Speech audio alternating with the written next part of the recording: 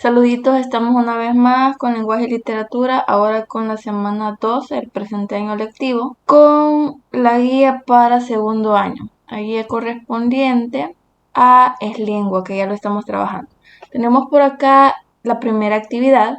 La primera actividad se la refleja como una actividad en pares y le pide que lea el texto. Se le presenta un poema denominado La prueba de las promesas, que dice lo siguiente: la natural costumbre en ti miro trocada, lo que a todos agrada te causa pesadumbre, el ruego te embravece, amor te hiela, llanto te endurece, belleza te compone, divino no lo ignoro, pues por deidad te adoro, mas qué razón dispone que las perfecciones tales rompan sus estatutos naturales. Si a tu belleza he sido tan tierno enamorado, si estimo despreciado y quiero aborrecido, ¿qué ley sufre o qué fuero que me aborrezcas tú porque te quiero? Este poema es de Juan Ruiz de Alarcón. Respecto del poema, se le pide desarrollar lo siguiente. Tenemos 3 literales. En el literal A se le solicita que relea el texto en voz alta, escuchándose unos a otros. Bueno, en el literal A sencillamente lo que va a hacer es volver a leer el poema frente al compañero con el que está trabajando. Primero lo va a leer usted y luego lo va a leer la persona con la que esté trabajando. En el literal B se le pide que al leer usted aplique la entonación adecuada y modulación de la voz acorde a los sentimientos que percibe. Es decir, no va a leer el poema como se lee la prosa normal de manera corrida, sino cuidando la entonación y la concordancia al recitarlo. En el literal C se le pide que revise si usted ha hecho bien la lectura, evaluando el uno al otro. Es decir, como usted está trabajando en pareja, según lo pide la actividad, usted va a evaluar cómo lo hizo su compañero y su compañero va a evaluar cómo realizó la lectura usted. Y tiene por acá una tabla de criterios que es la que va a aplicar. Si leyeron con entonación adecuada, van a colocar sí. Si creen que no, pues no. Si creen que se pronunció bien cada palabra, van a colocar sí. De lo contrario, no. Si cree que respetó las pausas que indican los signos de puntuación, va a colocar sí. De lo contrario, no. Y finalmente, si completa el mensaje con gestos y ademanes, va a colocar sí, de lo contrario no. Si ha resuelto esta parte de la actividad, luego se le presentan 2 literales más y se le pide: resolvemos y verificamos las respuestas con nuestro docente. El primer literal le cuestiona acerca de cuál es el tema principal que se desarrolla en el poema. En el poema se desarrolla el tema el amor no correspondido. El poema va dirigido a una persona que no está correspondiendo los sentimientos que el autor del poema tiene hacia esa persona. En el literal B le cuestiona acerca de qué opina acerca del lenguaje utilizado y que explique su opinión. Para esto vamos a puntualizar que se utiliza un lenguaje culto formal. Este lenguaje en el que se cuida la medida, la cadencia, la entonación, la rima y el texto, y además se utilizan palabras bastante adecuadas, bastante acordes a la situación que se está planteando, evitando utilizar el lenguaje coloquial, que resulta un poco más informal, ya que utiliza términos un poco más vagos y de uso común. Antes de continuar con la siguiente actividad, vamos a revisar el cuadro de significados que nos muestran por acá. Tenemos primero la palabra trocar, significa cambiar o mudar. Esta palabra la encontramos en el poema como trocado. La palabra pesadumbre, que se define como el motivo o causa del pesar. Y la palabra helar, dicho de una persona que se pone súbitamente fría. Continuamos con la actividad 2. En la actividad 2 se le plantea que esta va a ser realizada con su docente y se le pide leer la información que se le da. El tema tratado acá son las cualidades del buen orador y se le presenta información respecto del ritmo de elocución. Se refiere a la velocidad con la que se realiza el discurso, la cual va a depender de la circunstancia específica del acto de comunicación. Esto va a ser independiente del tiempo del que se disponga. Por ejemplo, una velocidad muy rápida pierde la sonoridad y podría agotar a quienes escuchan. La velocidad recomendada para lugares amplios como un auditorio es pausada. El ritmo también está relacionado con el conocimiento sobre el tema que se tratará. ya que resulta más ágil la comprensión de un tema ya conocido. Asimismo, la velocidad del discurso también dependerá del tipo de texto. Para un texto narrativo o en prosa, esta velocidad va a ser lenta en algunos segmentos, mientras que para un texto argumentativo, la velocidad puede llegar a ser más rápida. Se nos presentan otros elementos importantes con respecto al tema. Por ejemplo, la pausa. Se entiende como el silencio o detención en la cadena hablada, de acuerdo con rasgos fisiológicos, lingüísticos y psicológicos. Luego tenemos el tono. Este debe ser agradable, se recomienda un registro medio entre agudos y graves. Y luego tenemos la entonación, que es la melodía con la que se emite el enunciado. Es uno de los rasgos prosódicos más importantes y también se encarga de distinguir las modalidades del discurso. Aspectos que debemos cuidar con respecto a la prosodia. Primero vamos a saber que la prosodia se encarga de analizar y representar formalmente aquellos elementos de la expresión oral, tales como el acento, los tonos, la entonación y en general la pronunciación. ¿Qué aspectos debemos cuidar respecto de la prosodia? Debemos ajustar los rasgos de la prosodia a cada situación de enunciación. Debemos adecuar la entonación en función del contenido del mensaje. También deberíamos utilizar una variedad en la entonación para mantener la atención del receptor. Se debería prestar atención a la melodía de los enunciados, usar de forma moderada el acento enfático para que se cumpla la función, variar la velocidad del discurso para darle un ritmo agradable y hacer solo pausas necesarias. Se le presenta respecto a lo anterior una pregunta. ¿De qué depende la velocidad en que se realiza el discurso? Y la respuesta a esto es la siguiente. La velocidad en la que se realiza el discurso depende de la circunstancia específica del acto de comunicación. Esto independientemente del tiempo del que se disponga. Se nos presenta por acá algunos otros literales referidos a la información analizada. En el literal B se le pregunta de qué dependen las pausas que ocurren durante el discurso. Las pausas que ocurren durante el discurso dependen de los rasgos fisiológicos y psicológicos. Si usted ya notó, esta información para estas respuestas la estamos extrayendo directamente del texto que se acaba de analizar. En el texto encontramos esta información tal cual como se nos solicita. En el literal C se le pide responder cuál es el tono recomendado para desarrollar un texto oral. Para desarrollar un texto oral se recomienda un registro medio entre agudos y graves. En el literal D se le cuestiona qué aspectos de la prosodia nos parecen más importantes de cuidar. La respuesta a esto es que debemos, por ejemplo, usar de forma moderada el acento enfático para que cumpla su función.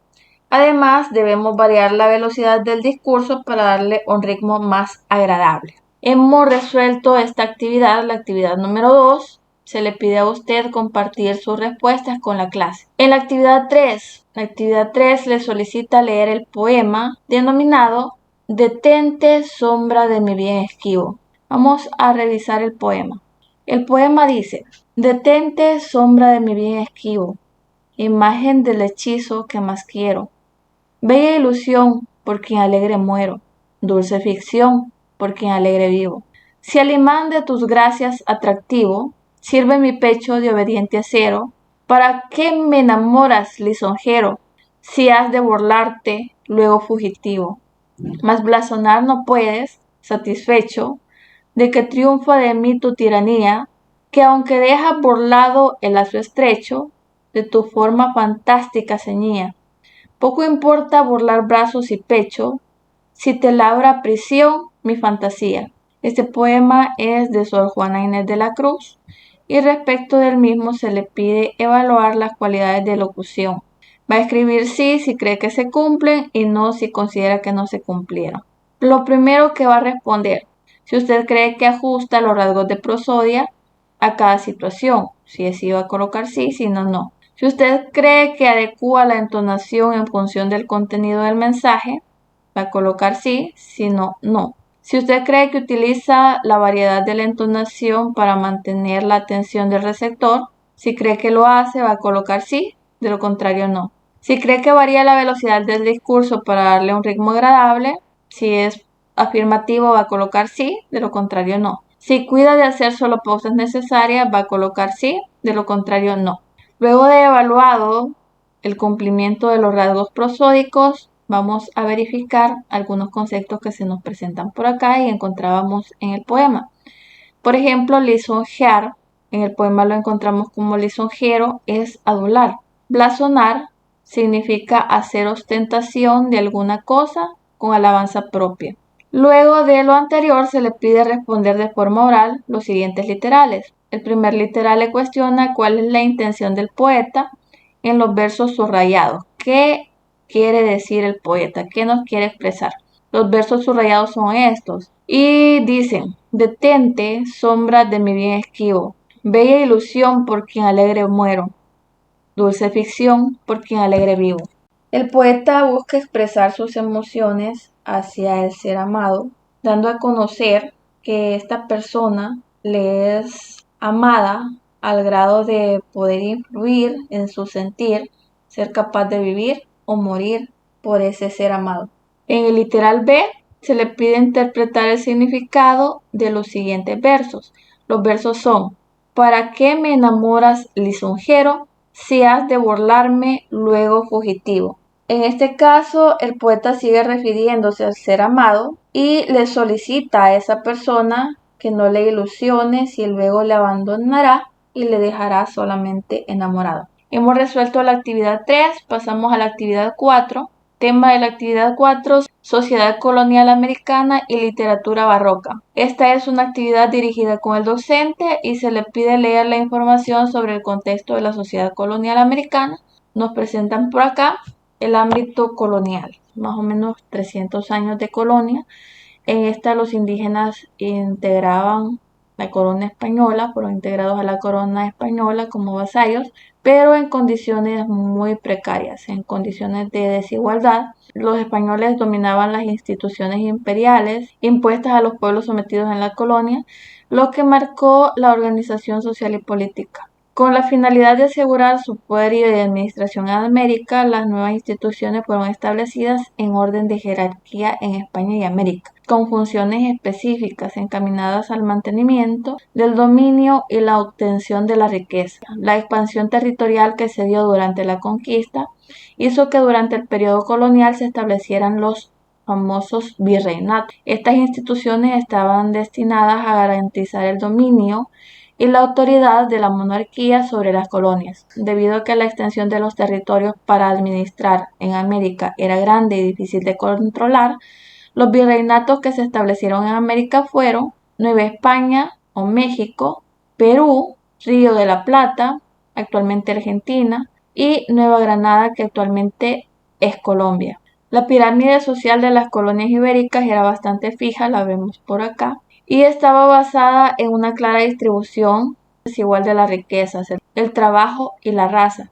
En la cima de la pirámide, con el mayor poder político y económico, estaban los españoles venidos de Europa, y junto a ellos, pero con menor influencia política, se encontraban los criollos americanos de pura sangre, que generalmente eran latifundistas y tenían pleno acceso a la educación. En el estrato medio casi siempre estaban los artesanos, pequeños propietarios de tierras, y también estaban los mestizos. Estos eran una mezcla de la raza indígena con los españoles. En escala descendiente había un gran número de otras castas o mezclas de razas, por ejemplo, mulatos, con una mezcla de negro con español, los zambos, negro con indígena, entre otros. Por fin, en la base de la pirámide y destinados a los trabajos más duros, trabajos como la minería, la agricultura, estaban los indígenas y los esclavos americanos. La economía colonial tenía tres bases: la agricultura, la minería y el comercio. La mayor riqueza venía de la explotación de las minas de oro y de plata. Los cultivos de algodón y los ingenios de azúcar también fueron de gran importancia, especialmente en el Caribe y Brasil. Los españoles y los criollos eran los propietarios y administradores de las tierras, mientras que los indígenas y los esclavos africanos eran la mano de obra tanto en las minas como en los cultivos agrícolas. Encontramos por acá la pirámide, observando que en la cima de la pirámide estaban los virreyes, gobernantes y obispos. Luego, bajo esa clasificación encontrábamos a los encomenderos, hacendados y criollos. En la parte media encontrábamos a campesinos, criollos pobres y mestizos. En el cuarto nivel, de arriba hacia abajo, teníamos a los indígenas y en la base de la pirámide estaban los esclavos de origen africano. Se agrega la información que no todo en las colonias era explotación económica o burocracia política. La vida cultural también se manifestó a través de instituciones educativas y estas instituciones educativas estaban controladas por la iglesia. También había manifestaciones de arte, festivales religiosos, periódicos, exposiciones científicas y producción arquitectónica. Bueno, hasta acá esto es un poco de la información que se nos da respecto al ambiente colonial. Usted puede leer un poco más a profundidad en casa, analizarlo un poco más, leerlo todo y ponerle un poquito más de atención y aplicarle análisis. Respecto a la información anterior, se le pide resolver los siguientes ítems. Primero se le cuestiona acerca de cuál es el sistema político que se manifiesta en las distintas regiones de América Latina durante la colonia. El sistema político que se manifiesta en esta época es la organización virreinal. Todo estaba dirigido por un representante de la corona española en América. El primer virrey, de hecho, fue el señor Cristóbal Colón. En el literal B, se le pide responder cuáles son los principales fundamentos de la economía virreinal. Los principales fundamentos de la economía virreinal fueron la agricultura, la minería y el comercio. Esto lo encontramos directamente en el texto. Luego se le pide responder cuál era el rol de los indígenas durante el periodo colonial. Los indígenas habían sido adoptados por la corona española como vasallos, aunque en desigualdad con los españoles puros, y estaban destinados a realizar los trabajos pesados como los trabajos de agricultura y de minería. En el literal D se le pide que responda qué sucede con la educación y la cultura durante la colonia. Respecto de esto vamos a comentar que con referencia a la educación y la cultura hubo una variedad de manifestaciones culturales. Además, la educación estaba bajo el control de la iglesia y solo las clases sociales que estaban en lo alto de la pirámide eran las que tenían realmente acceso a la educación. En el literal E se le pide que defina con sus palabras qué es época colonial. La época colonial es el periodo de tiempo en la historia de América que marca el momento en el que los españoles logran el sometimiento del pueblo indígena y la implantación de sus formas de gobierno en América. El periodo colonial va de 1524 hasta 1821 aproximadamente. Solucionamos la actividad 4, se le pide que verifique sus respuestas con su docente y pasamos a la actividad 5. En la actividad 5 el tema es el barroco y se le pide leer la información sobre la literatura barroca en América. En Latinoamérica sobresalieron en esta corriente Sor Juana Inés de la Cruz y específicamente en la poesía y en el teatro Juan Ruiz de Alarcón. De las pinturas que se realizaron bajo esta técnica barroca, tenemos por acá una imagen de las Meninas de Velázquez que se dio a conocer entre 1656 y 1657. Tenemos por acá algunas características del barroco. En la forma, el barroco renovó las formas poéticas desarrolladas en el Renacimiento. Las redondías, el soneto, el ovillo, los romances y las glosas eran las formas más utilizadas para esta corriente. El lenguaje figurado adquirió dimensiones ornamentales muy características, entre estas el uso de la metáfora, se utilizó también el oxímoron, el retruécano, entre otras figuras literarias que daban a conocer o daban la posibilidad de mostrar un lenguaje figurativo. Tenemos también dentro de la forma el uso de una lengua culta con elementos de habla americana. En el contenido, el barroco se caracterizó por exaltar la belleza auténtica, las formas y los colores. Las relaciones humanas se encontraban en constante contraste, igual que la relación con Dios, y había una búsqueda de la identidad híbrida y sincrética. Respecto de la información anterior, se le pide contestar ¿cómo llega el barroco a América? El barroco como movimiento estético surge en Europa y se traslada luego a América entre los siglos XVI y XVII a través de la literatura que leían los criollos y peninsulares. En el literal B se le pide responder qué entiende por identidad.